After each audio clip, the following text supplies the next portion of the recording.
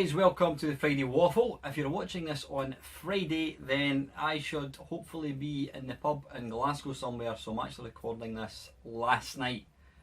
If that makes any sense, I'm recording this on Thursday night. Excuse me. I don't have an awful lot to talk about, I'm afraid, guys, this week. Apologies now if you've posted a question and I didn't pick it up. I mean, I've only got the 3 here, obviously, because I'm doing this a day early. Some of you may post a question which I don't get, but obviously I will endeavour to answer it next week. So yeah, I hope you're all okay. I've just had another silly busy week at work, but the only good thing is that it does make the weekend come around very, very quickly, which is excellent.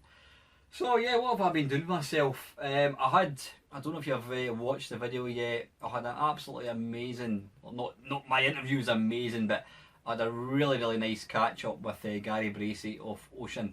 Now Gary, I've got to say, I've spoke to quite a few different people, and I've got to say Gary is just simply one of the most friendly, nicest guys you could possibly talk to.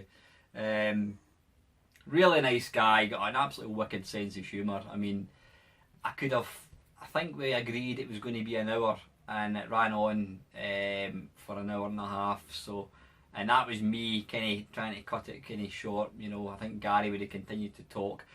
I could have probably spoke to Gary for another couple of hours easily. You know, I had so much stuff. After I'd sort of edited the video, I was just thinking of other stuff I'd like to have asked him, but with any luck I can get Gary back on at some point. So it seems to have gone down really well. I thought the interview went really well. The only slightly disappointing part was my own doing, was because I couldn't get access to my computer downstairs, it had to be an audio only. It's a lot easier to record because there's not as much faffing about, but you know, it did mean that rather than getting to see Gary, you're obviously, what I did, I just overlaid one of my videos from Ocean Software. But yeah, thoroughly pleased with that. So I have sent out another few invites for interviews to some people. I'll not tell you who, because a lot of these things you never hear back, so we'll just see what happens. But that was good, that was really good. I don't have a great deal to talk about, guys. One thing I read online yesterday, there was an article. Apparently, you know, the new Atari console, they reckon it could cost as much as a PS4 or a Switch. So this retro machine, it looks like it's going to be coming in at the same price point as a brand new machine, a current generation machine, which I think could impact on it, on the sales for sure, because a lot of people aren't going to know what it is. I mean, the people I reckon that would buy something like an Atari are people who possibly remember Atari of old. Though there again, you know, these people like myself, we know that it's Atari in name only. You know, none of the original guys are there, so it's purely just a name sort of thing. But what they're saying here is they reckon it's going to launch between $249 and $299 in the United States, or 185 to 222. That must be a direct conversion of dollars to pounds. Yeah, so 222 quid, quite a bit of money. They reckon the system will apparently ship with a Linux-based operating system, preloaded with a number of classic Atari games, but it'll also be able to run modern games released on Steam, or at least the ones with Linux builds. There's nothing really that jumps out at me thinking, oh my god, I need to get this. I mean, it's going to come with some preloaded Atari games. I'm probably thinking it'll be games that we've got on all these other machines. I mean, Atari have brought out various compilations over the years, so probably stuff like Gauntlet and, you know, Tempest and all these kind of games, Asteroids. We've played them all. Are you really going to want to fork out money for a machine when it's essentially, it's just the same as what we've got? And being able to play Steam games, I don't know. I mean, is it going to allow you to play high-end PC games on your big TV? I don't know. I mean, that's not something I've got to say that interests me in the slightest. I was hoping that it was going to be you know, it was going to be all modern software. So yeah, it sounds to me like it's just going to be another one of these boxes, these Android type boxes, Linux, whatever it is, you know, running some emulators, and they want you to pay about 200 quid for it. I don't know. I think I would have to definitely think twice about buying one. So I don't know. We shall see. Now the main thing, I'm just going to get a wee drink of milk if I can find my milk. This, as you can see there, Gyrus. And what's that called again?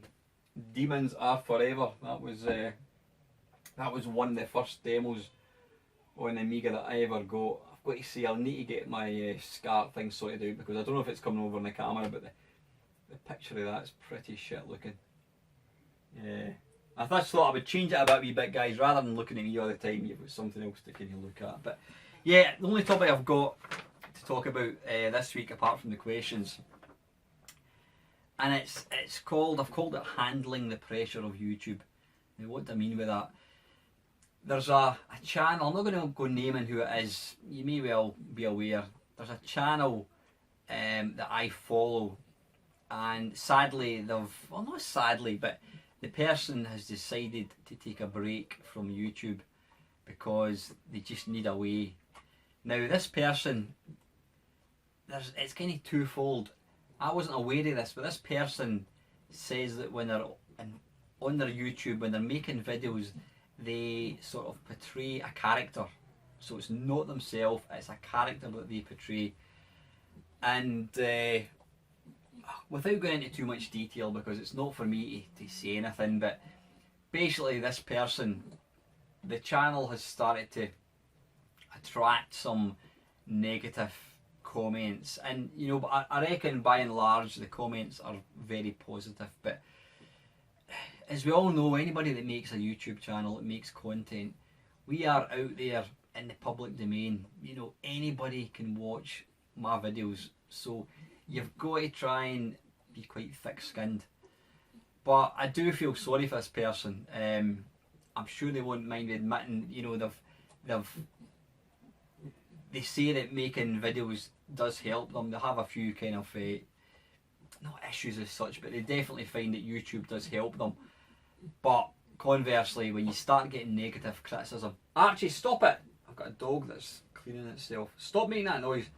But yeah, anyway, yeah, this person has decided to take a break. They've said they're not quitting YouTube, which I hope they don't, because I do enjoy their channel.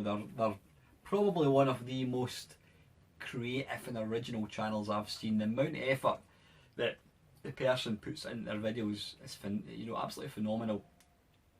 The editing, and they've got like the overlay animations, you know. So for example, they could be talking, and then suddenly you'll see Pac-Man going past. I mean, I don't know how they do it, but it's really, really clever. But this, I say, the channel they put out is excellent. So it's sad to see when they just feel they've got to take a break for things. But one of the things that they did mention, and I can relate to it to a certain degree. When your channel starts, would you term it successful? I don't know. When your channel starts to grow and you start getting interaction with people, then, you know, when people make nice comments about the channel, and that's a massive plus for me. Getting nice comments cannot be beaten. It's wonderful, you know, when little old me, I'm putting out these videos, you know, which I think, you know, you're trying to entertain people, but when people actually give you feedback and say they enjoy what you do, it's wonderful. It really is. But what can then happen is you can start to get under pressure, because there's a certain expectation, there's a certain quality that you feel you've got to maintain, and it's when you're in the groove and you're knocking out videos, it's, you know, it can be not the easiest thing in the world, but it's great when you're really feeling it. But we all go through phases from time to time where you're just not feeling it at all, and it can be difficult to continue. It can be difficult to sort of say, well, I'm just going to keep doing it, because as I always say to people as well, you should never, if you're not in the mood to make videos, if you're not feeling it, whatever, then don't do it.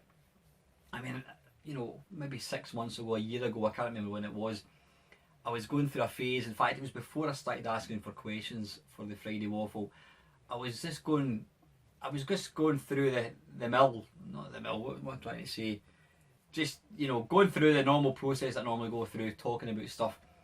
But it got to a point where I had nothing to talk about, and I was all ready for knocking the Friday Waffle in the head. But fortunately, through the wonderful people that watch the channel, you've kept it going. You've kept me fed and watered with questions, and that's made a big difference. But I can completely understand why, you know, it can get pressured. I mean, this person who I'm referring to, and they won't mind me saying this, they have been on YouTube for a very, very, very short space of time. I think it was this year, actually, that they started, and they have grown massively. I mean, they're now way more than what I've got, and they've only been going about, I don't know, 6 months, something like that. So they've grown hugely. That's the thing. It's funny how everybody's expectation of YouTube is different, because it's taken me the best part of 14, 15, 16, 17. It's taken me almost 4 years to get to where I've got. It's been a steady growth. You know, I've got to say, it took me a lot longer. It probably took me 2.5 years, if not more, to get to about 500 subscribers, and then in the last year, it's kind of gone up quite quickly. You know, which is really, really nice. But yeah, it's taken me a long time to get to where I am, and there's a lot of excellent YouTubers out there, guys that I watch, and you know, I hope they don't think I'm bad saying this, but they don't have many subscribers. There's, you know, the subscriber numbers to quality isn't quite there. What I'm trying to say is they have excellent channels, but the subscriber numbers I've got doesn't warrant the quality of what they put out. In other words, they deserve. You know what I don't like when I hear people. You constantly hear people saying they deserve more subscribers. I mean, this thing that we're doing, you've got to earn it. You've got to earn subscribers. You know, you could, if you started a channel, and after a month you'd put out some fantastic videos, to say that, oh, this person deserves more subscribers, you know, you've got to earn your stripes, shall we say. Maybe I'm old school, I don't know. But where am I going with this? I don't know where I'm going with this. But yeah, so this channel grew very, very quickly. And you know, yeah, I suppose there is this expectation from a channel, and that's, you know, I think, I mean, the familiarity with a channel is what makes people come back to watch your channel. You know, if people like a particular thing that you do, then they expect more. That's why I'm never going to start playing PC games and doing like walkthroughs, or, you know, live stream playing like a PS4 game. It's just not going to happen. That's not what I'm about. Talking of which, as soon as I can get a Saturday or probably a Sunday when my wife's not going to be here, and that sounds terrible, but my computer is downstairs, and if my wife and daughter are in, then I can get access to the computer, but I can't talk because they're watching TV. And I'm never ever, if I said to my wife, can you go out please so I can make a video, I think I would be out my arse, put it that way. But I am planning, once I get a free weekend, I'm going to do another live stream. I really enjoyed it. I think the people that watched it quite enjoyed it as well. So I'm planning to get one done maybe the next 2-3 weeks sort of thing. So we'll see how it goes. But anyway, yeah, I'm just interested in your thoughts, what you think about. Is there expectation? Do you feel there's a certain expectation and pressure through making YouTube videos? I think there is, but I don't feel under pressure with it at all. Because I'm enjoying it so much, it's purely a hobby for me. I did look into monetizing videos, and then I realised that I was going to be making not very much money. I thought, nah, it's not worth it. I would much rather stay advert free. Yeah, And as for Patreon, nah. Before I forget, I keep forgetting actually. I'm now over 1,500 subscribers, which is just absolutely mind blowing, absolutely mental. I am planning to put out a sort of a special, a 1,500 subscriber special. Now I've got a few ideas up my sleeve. I've also had, I will be doing a competition of sorts, which will be revealed in the coming weeks. And one of my subscribers, he's supported the channel big style, he has very, very kindly offered to make a donation to the channel, but I told him I would only accept the money if I could donate it to charity. So that's what we've agreed is going to happen. But I will, once I've kind of come up with the structure and what I'm going to do, there will be a video coming out in the next probably maybe 3-4 weeks, something like that. So anyway, like, enough of that, let's just crack on with the questions. I've got my timer thing running again. I did run it. Where's it going?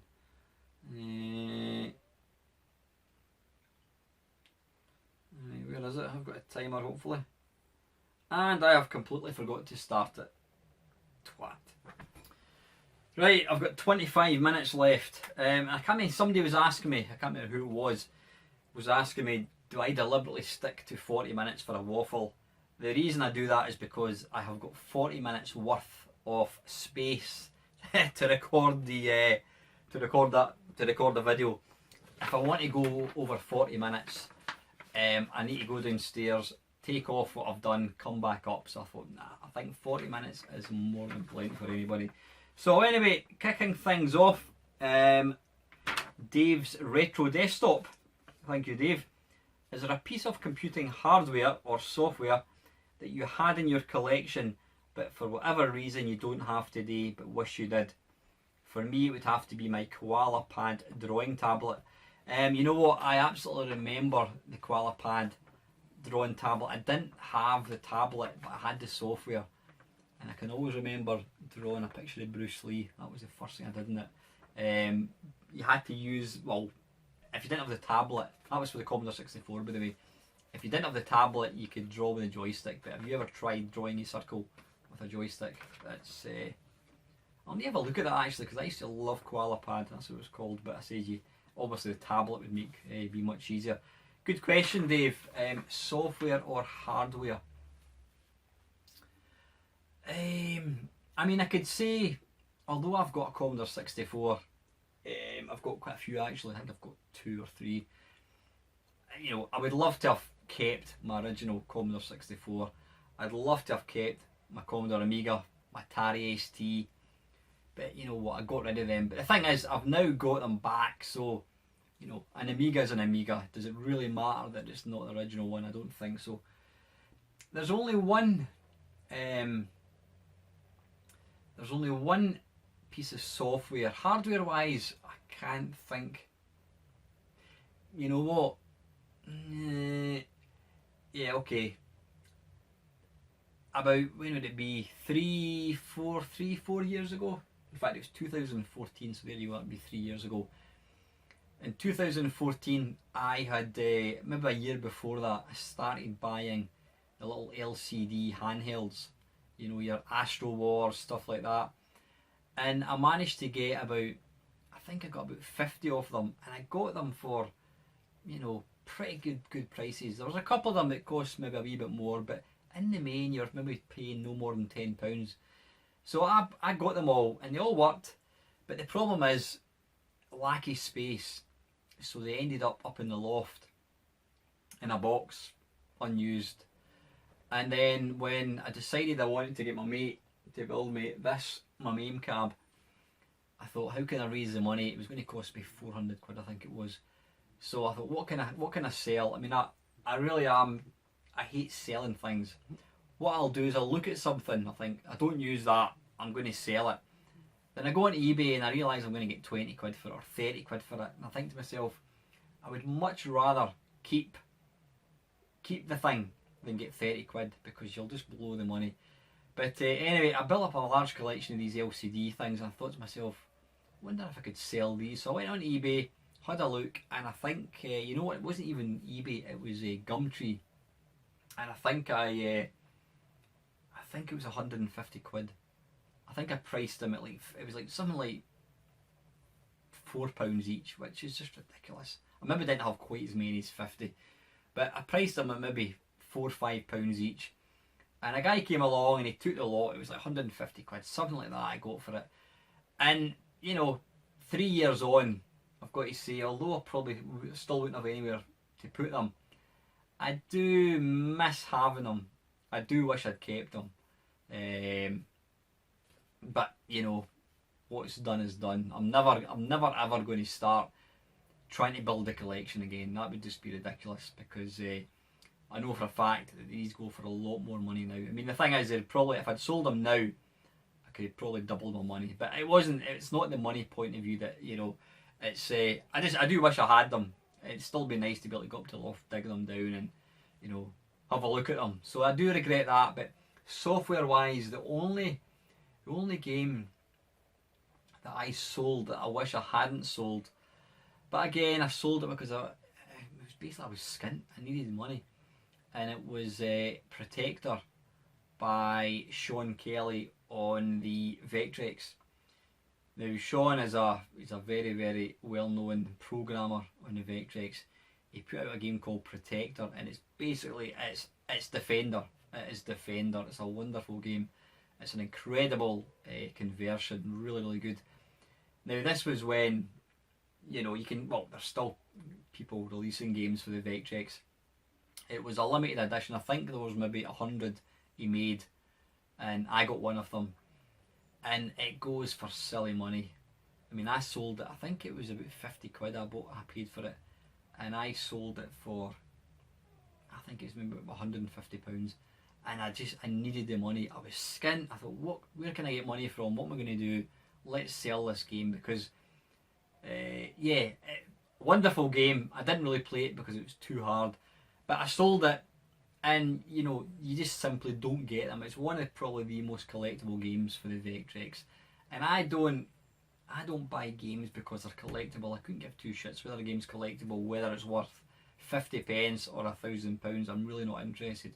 I'd rather it was worth £1,000, obviously.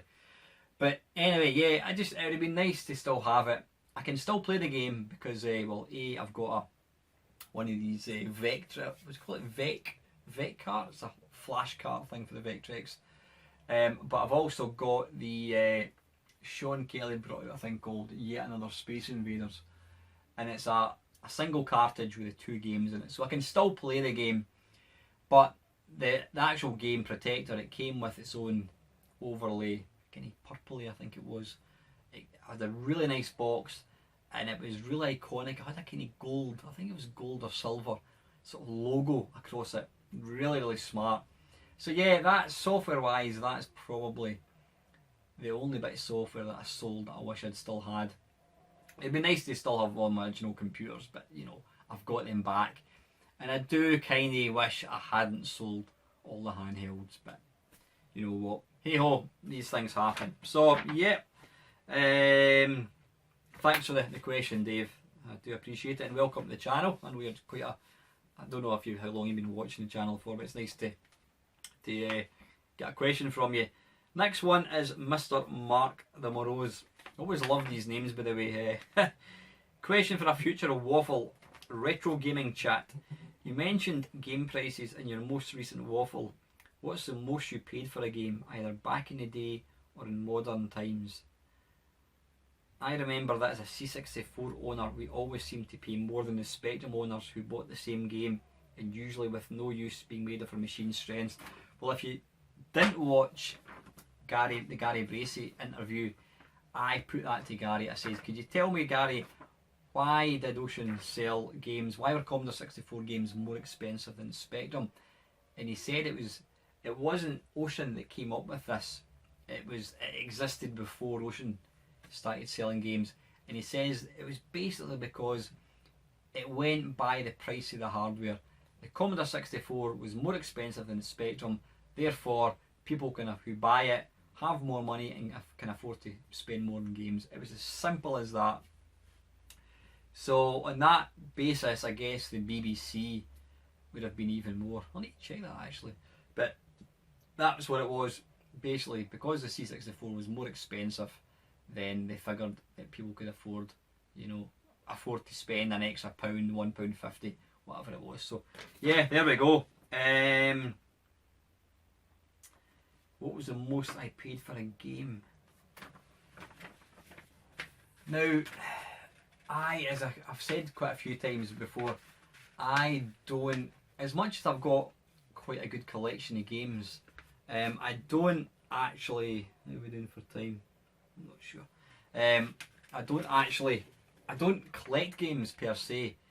I'm quite happy to buy a game. If I had the choice of getting a game with a box for, 20 quid, or without a box for 10 quid, I would probably go for the £10 one. I'm not really a collector. I mean, most of my, well, not most of them, but, well, yeah, most of my machines like Atari, BBC, SNES, Mega Drive, Amiga, Spectrum, Commodore 64, it's all SD cards or whatever, compact flash. I don't actually have many games. I mean, I think I've maybe got 2 Amiga games that I own, so I don't really. I'm a twat. I never even started that, idiot. You'll never see me going out and buying an expensive game. But if I was to try and think what is the most expensive game that I've bought, I mean, I suppose it would have to say it's probably going to be like, current games, like the PS4. But you're obviously referring to older systems. I mean, I've got I bought one of these. I should stop making a noise with that. I bought one of these multi-cart cartridges from the Neo Geo, and that was 70 quid.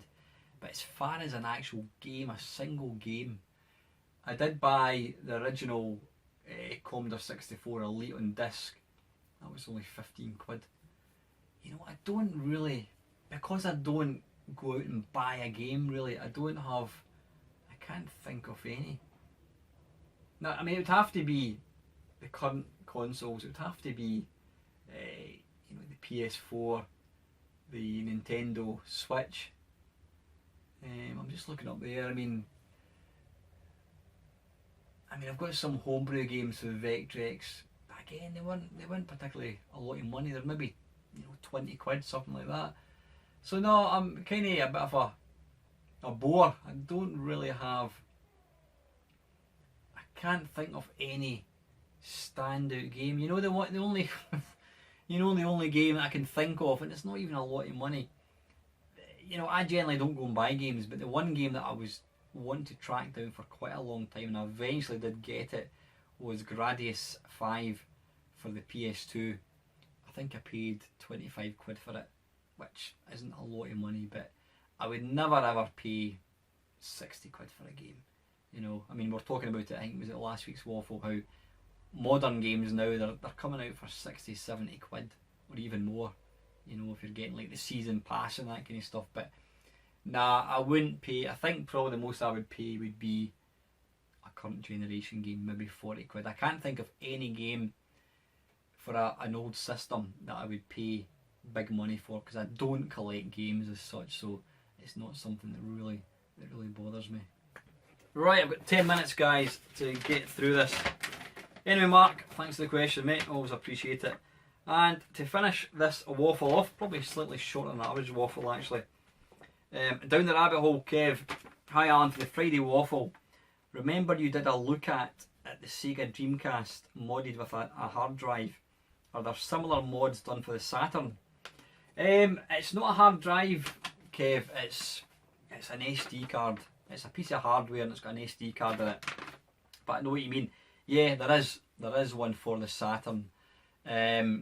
I've looked at it, and again, it's one of these. I believe it's only one person. This keeps going into sleep mode all the time. It's made by the one guy. It's only a one-man band, and so to try and get one, you've basically got to keep refreshing or in fact, you've got to follow his blog. He's got a blog, and what he'll do is he'll tell you, in the next few days, they're going to be coming available. And what you've got to do is just register and basically keep refreshing the page every day, and as soon as it opens, bang, get in there, pre-order one. But there is one for the Saturn. I've not bothered getting it. Maybe further down the line. I've got to be honest, I don't have a real affiliation or attachment to the Saturn. I mean, I love it to bits, see, for like shooters, for, you know, your Radiant Silver guns and all these kind of 2D shooters. It's wonderful. There's not a lot of games that are playing it. It might be something further down the road I'll get, Kev. But yeah, absolutely. The guy that does the one for the Dreamcast also does the one for the Saturn. If you want to get one, then you need to register with his blog or his website and just keep going in. He'll tell you when they're going to be available, and then just get in there. But I've got to say, I mean, the thing for the Dreamcast, it's wonderful. I do play Dreamcast a lot. It completely opens it, makes it far more accessible. So great thing. Number 2, what console do you think looks the nicest? That's a good question. It's funny, it's no one I've ever been asked. What one looks the nicest? The Xbox 360 with the Neo Geo, that's quite ugly looking. PlayStation, PS4, the Jaguar, definitely not. Dreamcast, 3DO.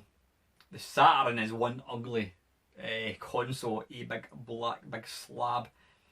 The PS2 is not the nicest. I think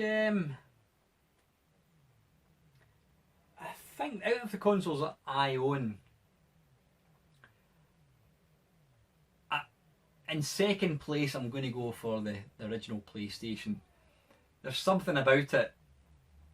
Maybe it's in the attachment, the nostalgic attachment I have to it, but it's small, it looks, it's grey, it just looks like, I'm not talking about the PlayStation Slim, I'm talking about the original PlayStation. If you don't, then why are you watching this channel? Yeah, it's small, it looks expensive, it looks like something that's super advanced. I think it's quite a sexy looking little bit of hardware. In the grey, definitely. It just looks like it's minimalistic. It's just got the big circle bit in the top, it's got the big chunky button, it's got the little reset button. Yeah, I like that. But I think I'm saying second place. You know what, I'm not going to pick a favourite. That one and the original Sega Mega Drive, I'm not going to call it the fat one, the original. I mean, you had the Mega Drive Mark II, which is kind of small and cheapy. But I just think that the original Mega Drive, the blackness, it just looked, it's got the kind of similar kind of design to the PlayStation. It's got the raised bit. It looks like something should go in. In fact, check the road, son.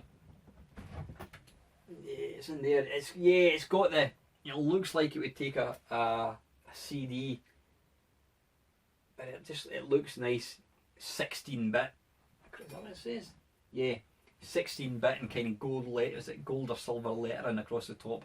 Just looks really sexy as well. So I think I can't separate them. I'm going to go for the PlayStation and the Sega Mega Drive. So, great question, Kev. Thirdly. As much as I love the Vectrex, that boring black box is not going to win any beauty contests. Oh, don't you listen to Kevin, that bad man. Yeah, I've got to... yeah, I think we could agree that the Vectrex is... let me see, time-wise, 4 minutes. I think we can agree that the Vectrex is what we call functional. It's a wonderful machine, but it doesn't look... Yes, it's not going to win any beauty contests, shall we say. Right. I'm partial to the look of the Amstrad GX4000. You know what? Mine's is down there. I can kind of see where you're coming from. Yeah, I think they took some ideas from the PlayStation and the Mega Drive when they made the GX4000. The thing about the GX4000, it's as light as a feather. You can tell there's nothing in it. Yeah, I think they've definitely modelled it, but as we know, it didn't sell well at all, so obviously not many people went for it. But I think that's more to do with the lack of support rather than the actual look. But yeah, I can kind of see where they're coming from. Thirdly, I'm looking for snack ideas. What do you eat when you're in a long gaming session? What do I eat? I'm trying to... I do eat too many crisps. That's absolute fact. And I'm trying not to eat crisps. I'm doing my best not to. I don't sit and stuff my face. If I'm playing a game, I don't have big massive gaming sessions. Thing is, if I'm playing old style games like stuff like Gyrus, you can't really stop and eat because you're too busy playing the game. If I'm playing the PlayStation 4, I'll generally get a glass of milk or a cup of tea, maybe a packet of crisps, but I'm not one for sitting munching when I'm playing games. What do you eat, Kev? Anything healthy? Is it apples and grapes, or is it crisps? Or do you call them crisps in Canada? I know they're called chips in America. But yeah, I generally don't eat. I'll usually have a cup of tea and maybe a biscuit, and that's it. I'll not sit and munch crap when I'm playing. So that's just a slippery slope, I think. So anyway, how are we doing for time? I've got 2 minutes, guys, so I'm going to start wrapping this up. And finally, when you're arranging a blind mates only, do you ever get nervous or intimidated by the notion of chatting to your guest? And if not, there must be someone you'd be nervous talking to. Who is it? You know what, Kev? It's a funny thing.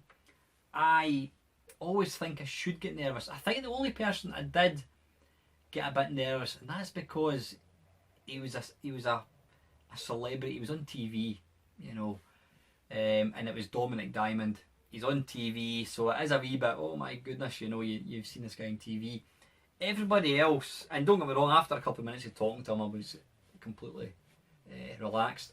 But everybody else, they don't appear on TV as such. I know them through the internet, I know them through magazines, but it can be slightly intimidating. But I always find that it's like fear mixed with nerves and mixed with excitement. I was really excited about talking to Gary, and he absolutely didn't disappoint. It was great. But after a couple of minutes, you just get into it and you start to really enjoy it. You're thinking, I'm sitting here talking to a guy who I used to read about and read interviews about him, and here he is. He's on Skype talking to me, just me and my own. So it does kind of blow my mind when I'm talking to people. Kevin Toms, football manager, Jim Bagley. I shouldn't be naming names because I've had all the people I've spoken to, interviewed, they've always been absolutely fantastic, and it's great fun. I don't know why more people don't do this sort of video. Obviously I'm quite glad that they don't, because it means that probably more people watch this, but yeah, it's a great thing. It's, as I said to Gary, it's like self-indulgence for myself. I make it because I want to talk to that person, and it's nice that other people tend to enjoy it as well. So anyway, listen, thanks for the question, Kev.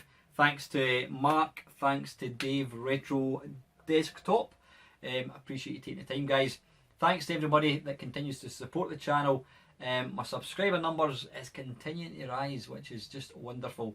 Welcome to any new subscriber. I hope you enjoy watching the channel and you stick with me. There will be a competition. Alright, I know. Time up. There will be a competition, a sort of 1500 subscriber special coming up, so stick with it.